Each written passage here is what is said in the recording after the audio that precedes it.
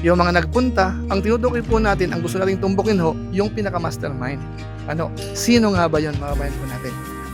Kasi ang sobra-sobra dahil sa mga comment na kung saan nakakarating.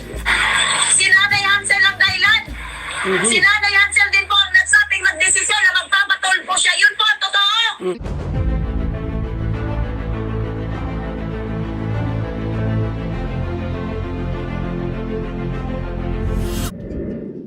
Ayun, shoutout guys. Muli po, welcome to my YouTube channel. Ito po si Kuya Julay, ang inyong katugang, ang inyong kalingap na muling babati po sa inyo ng magandang araw, magandang gabi. Sa ang sulok man po tayo ng mundo naroon at sa araw na ito, panibagong vlog po tayo. Pag-usapan po natin sa ngayon, yung patungkol po sa pinagbibintangan kung sino nga ba ang nagpatulpo kay Kuya Bal Santos Matubang. Ito ho yung magiging part 3 po natin sa topic na yan. Na kung saan medyo ho nagiging masalimuot po ang sitwasyon kung tayo po yung maniniwala sa mga sinasabi po nung ilang mga reactors, mga kabayan po natin. Gaano katotoo na si Nanay Hansel na raw po ang utak sa pagpapatulpo? Ano po? Pag-usapan po natin yan maya-maya ng konti. Pero bago po yun, konting paalala po muna si Kuya Julay. Baka sakaling meron po ditong hindi nakasubscribe sa ating YouTube channel, huwag natin kalimutan. Julay Paunil. Tapos, pakipindot lang po yung notification bell button para lagi po tayong updated sa aking mga video upload. Tapos yung ating Facebook page po, Julay Paunil 2.0, pwede po nating i-follow at saka po pwede po nating i-like. So maraming salamat po sa inyong lahat. At sana po, sina Kuya Bal Santos Matubang, Kalingap Rab, pakisuportahan po ang kanilang YouTube channel. Panoorin po natin na lagi, mga kabayan po natin. At kapag po may extra time, isama nyo po kami, mga Lingap partners. Maraming salamat po sa inyong lahat. Ngayon tuloy na po tayo, pag-usapan na po natin itong patungkol nga po sa nagpatulpo kay Kuya Bal Santos Matubang. Dahil alam naman po natin, isa po yan sa pinakadahilan kung bakit ho nagkagulo-gulo na, lumala po ng lumala yung sitwasyon, pati po si Kuya Bal Santos Matubang, masasabi natin parang hindi talaga makamove on totally. Siya po mismo ang may sabi na talagang kailangan niya ng paliwanag. Bakit nagkaganon? Bakit po siya pinatulpo? So kung inyo pong matatandaan po, dalawang live stream natin, pinag-usapan po natin kung sino nga ba ang mastermind. So base po sa mga nakuha nating mga info, yung iba nag-iisip kung sino raw ba talaga yan. Sabi nga po ng iba, baka daw yung sponsor, mga big time sponsor. Tapos sabi naman po ng iba, yung ilan daw po sa mga nakapaligid, mga kabayan po natin. Kaso nga lang po, base po sa pag-a-analyze natin, nag-conclude po tayo na ang may alam o kaya makapagsasabi lamang kung sino ang totoong nagpatulpo ay yung pamilya mismo. Meaning, sina Nanay Hansel, sina V, ang maaaring maghayag kung sino nga ba talaga ang mastermind ng pagpapatulpo. Kaso nga lang sa kasamaang palad, may mga nababalitaan po tayo dito, as per po doon sa mga vlog ni Kuya Bal Santos Matubang at saka yung live kanina, na meron daw pong nagsasabi na ang pinaka-mastermind na po o kaya ang may kagustuhan ho nito ay si Nanay Hansel mismo. Siguro po, panoorin muna natin sandali po yung isa po sa nabanggit doon po sa live ni Kuya Bal Santos Matubang. Ito po yun. Baka gusto niyo malaman kung bakit kung sino nagpatulpo. So, Eto na. Nilalaglag na, umpisa na. Baka daw gusto ninyong malaman kung sino ang nagpatulpo. Ito ba'y naguhugas kamay na? Marami na bang naguhugas kamay ngayon? Naalala niyo yung aking reaction kahapon patungkol dito sa kay Ka-Fody? Nasabi ni Ka-Fody na mayroong gustong kumausap sa kanya na isang sponsor na kasamahan ni Hasang, na gustong magsalita kung sino daw talaga ang mastermind ng pagpapatulpo. So ito na yun. Inuunahan na nila si Aling Hansel, na ibagsak. Nako. Para malinis ang kanilang mga kamay. Para malinis sila, Para masabi nila na wala silang kinalaman sa pagpapatulfo. And lahat ng mga burden ibinibigay nila dito kay Aling Hansel. Ito na yung strategy na, umpisa na ng strategy nila na para paniwala. Ibig sabihin po, even si Sangkay po hindi maniwala, ayaw maniwala po na yan silang ang nasa likod lahat ng pagpapatulpo po sa atin. So wala siyang tiwala dito.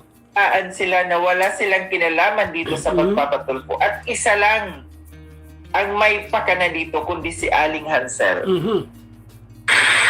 si Sayat, sabihin ko ba? Sis Jacqueline Dupongsen, walang may sa likod ng nagpapatulpo. Wala. Wala daw sa likod ng pagpapatulfo. Sino? Ay tumulong lang. Pero yung May tumulong lang daw. Wala daw sa likod, pero may tumulong lang. Pero ganun din yun, di ba? Meron daw po nasa likod niyan. Ano po? Or hindi man kayo ang punot pa ka na dyan, iisa din ang bagsak doon. Sama-sama din kayo doon. lumapit po na magpapatulfo dahil kasalanan ni Nanay Hansel. Ayan na, kasalanan. Aling Hansel, paano ba yan? Ibinabagsak ka na ngayon. Ikaw daw ang may lahat ng may pakana. Kasi ng sobra-sobra dahil sa mga comment na kung saan nakakarating. Si Nanay Hansel ang dahilan. Si Nanay Hansel din po ang nagsabing magdesisyon na magpapatulfo siya. Yun po ang totoo. Ang kahit sino po ang nagutos. Ha? Wala po. Dahil lumapit si Nanay Hansel. Dahil hindi na kinaya ang pangbabas. Sino ang nilapitan niya? Ha? Alam ng mga dyan eh. Alam na nagpabida-bida dyan eh. Ha? Yung mga pinagsasabi nilang mga screenshot, totoo po. So ayun po mga kabayan po natin. So maliwanag ho, sabi ho ni Hasa, ang tinutukoy niya po ay si Nanay Hansel na mismo. Ano ho? Kaya masasabi ko po dito, paano pagbibintangan si Nanay Hansel na samantalang ng mga discussion po natin nung nakaraan, siya ho ang nakakaalam kung sino. Ano po, kasi sa ganang akin po, kung obserbahan naman po natin yung pamilya, in fairness naman po siguro, nakilala po natin yan na okay naman po sila eh. Ano po, maayos kausap. Ano po, bagamat sa ngayon ho, nakita natin malaki yung pinagbago. Pero para sa akin ho, i-consider ho natin, bakit sila nagbago? Ano ho, hindi ho kaya yung mga nakapaligid sa kanila ang naka-influensya po sa pamilya nila? Di ba po? Malaking possibility po yun. Kaya para sa akin ho, imposibleng si Nanay Hansel lang yung buhay nila noon. May isipan nilang ipatulpo si Kuya Bal Santos Matubang. Parang ayoko pong maniwala. Mga kabayan natin. Yan po ay sa opinion ko lang naman. At saka yung mga balibalita ho na nasagap po natin, hindi ho si Nanay Hansel. Meron hong pinaka-mastermind po niyan. Tapos prinupos kay Nanay Hansel yan. Tapos yung mga grupo nagtulong-tulong na para maipatulpo nga po si Kuya Bal Santos Matubang. Kaso nga lang po, ang hinahanap po natin, sino nga ba ang pinaka-mastermind? Meron po yan, mga kabayan po natin. So abangan pa rin po natin yan kung sino nga ba talaga. Basta po sa mga info na nasagap po natin, hindi po si Nanay Hansel, mga kabayan natin. Hindi po sa pinagtatanggol po siya. Kasi ang mahalaga po dito kasi, malaman natin ang totoo. Ano po? Base kasi dun sa reaksyon ni Sangkay, parang nagiging defensive daw po yung mga kaalyado po ni Dr. Love. Isa na nga po dyan si Hasa. Kaya ang dating po dito, parang ang dinidiin ngayon ay si Nanay Hansel. Ano po na para sa akin naman po, imposible po yung mga kabayan po natin. Pero siyempre po mag-aabang po tayo sa mga darating na araw. Kasi ang mangyayari kasi dito kung sakasakali magsasalita na si Nanay Hansel, baka hindi na paniwalaan.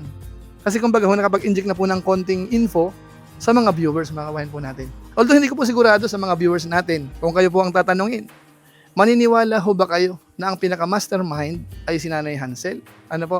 Hindi yung yung mga tumulong, yung mga nagpunta. Ang tinutukoy po natin, ang gusto nating tumbukin ho, yung pinaka-mastermind.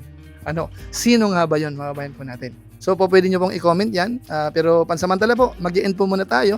Yan lang po muna ang ating mixing reaction video po patungkol po dito sa hinahanap kung sino nga ba ang mastermind. At kung yung itong nagustuhan naman, pwede po nating i-share. So muli, ito po si Kuya Julay, ang inyong katugang, ang inyong kalingap na pansamantala nagpapaalam po muna. Kita-kita ulit tayo sa mga susunod ko pang vlog. Maraming salamat sa inyong walang sawang pagsuporta po sa ating YouTube channel. Pagpalain nawakin ng Diyos, mabay tayong lahat. God bless. Bye-bye.